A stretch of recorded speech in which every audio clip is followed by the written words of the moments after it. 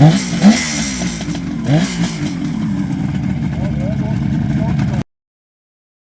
1970s were a golden era for high-speed motorcycles, a time when Japanese, British, Italian, and German manufacturers were locked in an all-out war.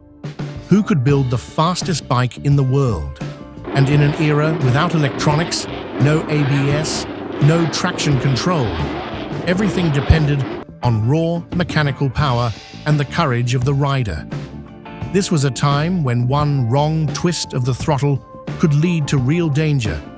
But that's exactly what made these machines so wild, so pure, and so emotionally thrilling, a feeling that's hard to find today. In this video, we're taking a ride back through time to discover the 12 fastest motorcycles of the 1970s, legendary machines that once ruled the streets and racetracks.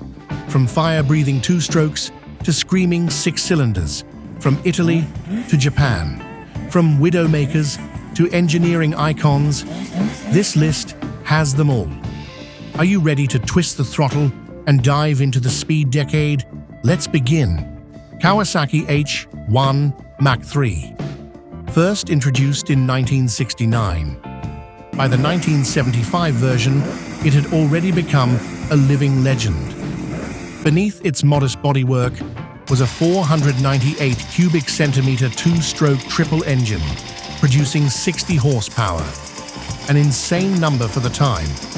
But what made it truly infamous was its blistering acceleration, 0 to 60 miles per hour in just about 4 seconds, faster than many sports cars of the era. The problem? A weak frame, underpowered brakes, and poor weight distribution. Combine that with an overly aggressive engine, and the bike became notoriously hard to control, earning its nickname, the Widowmaker. Many young and inexperienced riders paid a high price for their excitement. Still, the H1 Mach III became a symbol of risk-taking and radical thinking. It proved Kawasaki was willing to think big and push performance beyond boundaries no one dared cross. Kawasaki Z1 Released in 1972, the Z1 quickly became a symbol of power and engineering, propelling Kawasaki into the top tier of high-performance motorcycle makers. At its heart was a 903 cubic centimeter DOHC inline-4 engine producing 82 horsepower, far beyond the CB750. With a top speed of 130 to 135 miles per hour, it outpaced nearly every competitor of the era.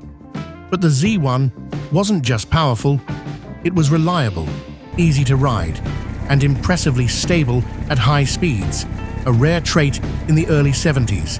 Its design struck a perfect balance between utility and sportiness. A sleek fuel tank, wide dual seat, and clean twin-gauge layout gave it a timeless look. And the signature howl of its inline-4 engine, pure addiction for motorcycle lovers. The Z1 wasn't just a fast bike. It was a turning point for Japanese motorcycles, proving that Japan was no longer following the leaders. They were now setting the pace. Suzuki GT550. While the world was shifting toward 4-stroke engines for better durability and lower emissions, the Suzuki GT550 stayed loyal to the 3-cylinder 2-stroke formula, and that's what made it stand out. First introduced in 1972 and refined through the mid-70s, the 1976 GT550 represented near perfection for a 2-stroke touring sport bike. Its 543 cubic centimeter 2-stroke engine delivered around 50 horsepower, pushing the bike to a top speed of about 105 miles per hour. It wasn't the fastest of the decade, but the GT550 stood out for its smooth ride, rare among 2-strokes, thanks to its ram air system, water cooling, and unique anti-vibration engineering. The GT550 was also praised for its stable highway performance, relaxed riding posture, and the deep, punchy exhaust note from its triple-cylinder setup. For many riders in the 1970s, it struck a perfect balance between performance and daily practicality. Though it never reached superbike fame, the Suzuki GT550 is a testament to the enduring spirit of two-stroke design and a beautiful closing chapter before four-stroke tech took over. Suzuki GS1000. When Suzuki released the GS1000 in the late 1970s, the world was already familiar with Japanese superbikes. But the GS1000 still managed to make a statement. It was Suzuki's first big-bore inline-four, and it launched the company into direct competition with Honda, Kawasaki, and Yamaha in the high-performance arena. Powered by a 998 cubic centimeter DOHC inline-four, the GS1000 produced 87 horsepower, reaching a top speed of around 135 to 140 miles per hour. More impressively, it wasn't just fast, it was incredibly stable and reliable, making it a favorite among both street riders and professional racers. The GS1000S, a specially tuned version for AMA superbike racing, piloted by the legendary Wes Cooley, scored major victories in 1979 and 1980, etching its name into Suzuki's racing legacy. Design-wise, the GS1000 combined muscle and refinement. A large fuel tank, rigid frame, and effective braking system created a bike that balanced raw performance with control. The GS1000 wasn't just a fast bike, it was a technical milestone for Suzuki. Honda CBX1000. In 1979, Honda released a motorcycle that stunned the world, not for its looks, but for what lay beneath the bodywork, a massive inline-six engine. This was the Honda CBX1000, the first truly production-ready six-cylinder motorcycle from Japan. The 1,047 cubic centimeter engine produced 105 horsepower, allowing the CBX to reach a top speed of around 140 to 143 miles per hour, rivaling or even beating many sports cars of the era. Its sound was unlike any other motorcycle, a high-pitched scream, refined yet ferocious, like a miniature Formula One car. Despite the massive engine, the CBX handled well thanks to advanced suspension and smart weight distribution. However, its bulk and engine width made it challenging for everyday riders, which explains why it never became a sales blockbuster. Technically, though, the CBX1000 was Honda's declaration of power, a motorcycle that was fast, smooth, and mechanically complex like nothing else on the market. Yamaha RD400, released in 1976 as a successor to the RD350. The RD400 quickly became an icon for riders seeking a wild, lightweight, fire-breathing experience. A true sport bike in its purest, most unapologetic form. Its 398 cubic centimeter two-stroke twin engine produced about 44 horsepower, pushing the bike to a top speed of 106 to 110 miles per hour. But the numbers don't tell the whole story. What made the RD400 shine was its blistering acceleration, lightweight, and razor-sharp throttle response that delivered pure adrenaline with every twist. The RD400 was also one of the first two-strokes to feature disc brakes, both front and rear, offering superior stopping power in its class. With a stiff suspension and compact frame, it handled city corners and mountain curves with equal ease. Though not ideal for beginners, the RD400 was an addiction for seasoned riders. It represented an era before emissions laws and electronics, just raw speed and rider instinct. Laverda, 1000 Jota. Based on the Laverda 3C, the Jota was tuned to become the fastest production motorcycle in the world in 1976, a title few could claim at the time. Powered by a 981 cubic centimeter inline triple engine producing 90 to 100 horsepower, the Jota could reach a top speed of 140 miles per hour, a stunning figure for a street bike in the mid-70s.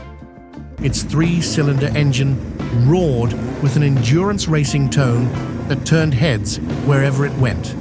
What set the Jota apart wasn't just speed, but durability. The engine was built like a tank, capable of sustained high RPMs for hours without breaking a sweat. Brembo brakes, a rigid frame, and substantial weight gave it remarkable stability at speed. However, with a low clip-on handlebar, stiff seat, and signature vibration, the Jota was not for the faint of heart. This was a machine for seasoned riders, those who wanted to tame a wild Italian beast without electronic restraints. Honda CBX1000, introduced in 1969 and produced through the mid-1970s, the CBX1000 changed the game entirely. Its 736 cubic centimeter inline-4 engine produced 67 horsepower, allowing for a top speed of around 125 miles per hour. Impressive for the time, especially in a bike that was reliable and easy to ride. But what truly made the CBX1000 iconic was its unmatched combination of speed, durability, comfort, and affordability. It was the first motorcycle to feature a front disc brake as standard, electric start, and smooth operation comparable to touring bikes. The CBX1000 made fast motorcycles accessible to the masses, no longer reserved for the wealthy or professional racers. Its clean design, exposed engine, and distinctive four-cylinder sound captivated millions. With its legendary reliability, the CBX1000 became a go-to machine for both enthusiasts and long-distance adventurers. Ducati 750 SS. Born from Ducati's stunning victory at the 1972 Imola 200, the 750 Supersport was a rolling testament to the brand's win on Sunday, sell on Monday philosophy. Powered by a 748 cubic centimeter air-cooled L-twin, the 750 SS produced 73 horsepower, pushing it to a top speed of 125 to 130 miles per hour, rivaling many inline fours of the era despite having just two cylinders. What truly set it apart was Ducati's signature desmodromic valve system, delivering precise valve control at high RPMs, a technology still core to Ducati's DNA today. Its design was track-focused, teardrop fuel tank, solo seat, minimalist gauges, and low clip-on handlebars, all adding up to an aggressive, corner-ready riding stance. The 750 SS wasn't for beginners. It demanded skill, passion, and commitment. But in return, it offered one of the purest and most emotional riding experiences a classic sport bike could deliver.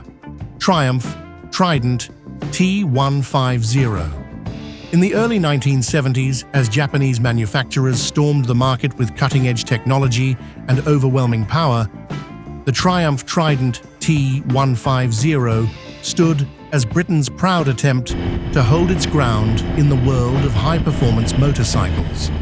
First introduced in the late 60s and refined into the mid-70s, the Trident T150 featured a 741 cubic centimeter inline triple engine, producing around 58 horsepower, with a top speed of 115 to 120 miles per hour. It held its own against the Honda CBX1000 and even beat it in mid-range acceleration. The T150 showcased classic British styling, rounded tank, upright handlebars, twin exhausts, and a plush seat.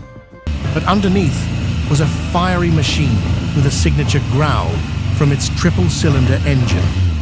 Its drawbacks included a dated 4-speed transmission and occasionally unreliable electrics, issues that made it struggle against more refined Japanese competitors. Still, the Trident found a loyal fan base, especially among those who loved the old-school British charm. Nostalgic, but never soft. Norton Commando 850. Building on the success of the Commando 750, the 850 debuted in 1973 with increased torque, improved stability, and a goal of preserving Norton's legacy as a long-distance warrior. It featured an 828 cubic centimeter parallel twin engine, producing around 60 horsepower, with a top speed of 115 to 120 miles per hour, competitive with many Japanese bikes of the time. But what made it special was its isolastic mounting system, a clever engine mounting design that drastically reduced vibration, a common issue with parallel twins. Its styling was classic and masculine, a slim tank, upswept exhausts, and a tidy solo seat. It wasn't flashy like Italian bikes, or muscular like American ones. Instead, it radiated a calm confidence that was uniquely British. With its solid handling, warm thump-thump exhaust note, and smooth high-speed performance, the Commando 850 became a top sport touring choice for many European riders. BMW R90S. When people think of high-speed motorcycles from the 1970s, they often picture Japanese or Italian bikes. But the BMW R90S proved that Germany could build a proper sport bike, one that delivered speed, sophistication, and signature German reliability. Powered by an 898 cubic centimeter air-cooled boxer twin producing 67 horsepower, the R90S could reach a top speed of 124 to 125 miles per hour. More than just fast. The R90S impressed with its smooth performance, low center of gravity, and exceptional balance, offering a riding feel very different from the inline fours of the time. The R90S was also BMW's first factory motorcycle with an integrated fairing, designed by Hans Muth. Its rounded windscreen and distinctive smoke dual-tone paint gave it a sporty yet understated look, true to German design philosophy. On the racetrack, the R90S backed up its looks by winning the 1976 Daytona 200. This wasn't just a fast touring bike, it was a legitimate speed machine wrapped in elegance. The 1970s were a golden era, a time when motorcycles weren't limited by emissions rules, rider aids, or modern market constraints. Every bike on this list is a milestone, a product of bold thinking, wild engineering, and pure full-throttle passion. From the screaming two-strokes to the deep thump of German boxers and the elegance of Italian machines. This decade gave us bikes that were not only fast, but emotional and deeply personal. Which one impressed you the most? Is there a bike here you once dreamed of owning, or were lucky enough to ride? Share your story in the comments. We'd love to hear it. If you're passionate about speed, motorcycle history, and vintage engine legends, don't forget to hit like, subscribe, and ring the bell so you won't miss the next ride through time.